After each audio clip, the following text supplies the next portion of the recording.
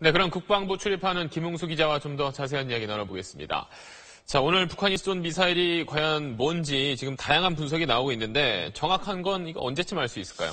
네, 이전 같으면 군에서 대략적인 고도와 미사일 종류 같은 거를 발사 당일에 설명을 제한적으로나마 해왔거든요. 네. 그런데 오늘은 매우 신중합니다. 일본 발표가 맞다면 지금까지 북한이 쐈던 미사일 중에 사거리가 가장 긴 신형 미사일일 가능성이 높기 때문입니다. 하지만 보다 많은 정보 자산을 가진 미국은 아직 ICBM은 아니라고 얘기를 했거든요. 네.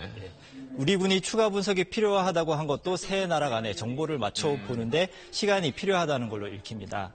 북한은 통상 발사가 성공하면 이튿날 영상을 공개하면서 대대적으로 선전을 했었기 때문에 내일 아침에 영상을 공개할지 지켜봐야 할 것 같습니다. 내일 또 공개할 수 있겠네요. 근데 오늘 이제 문재인 정부 출범 이후 나흘 만에 북한이 도발을 한 건데 오늘을 택한 것도 아무래도 좀 의도가 있다고 봐야겠죠? 네.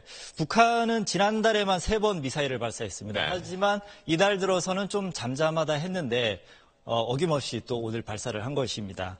과거에도 한국 새 정부 출범을 전후해서 핵실험이나 미사일 발사 등으로 새 정권의 대응 기조를 한번 떠보자 이런 의도가 있었었거든요.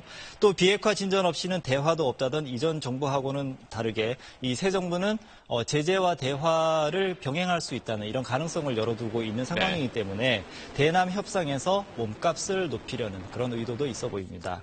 물론 뭐 대외 상황하고는 상관없이 핵과 투발 수단 개발을 계속하겠다는 이른바 마이웨이 전략도 있어 보입니다. 그런데 어제 북한 외무성 최선희 국장이 여건이 되면 트럼프 정부와도 대화하겠다 이런 발언을 저희가 보도해드렸었는데 오늘 이 도발을 놓고 보면 사실 이 두 가지가 충돌하는 양상인데 앞으로 북미 관계는 좀 어떻게 전개된다고 봐야 할까요? 네.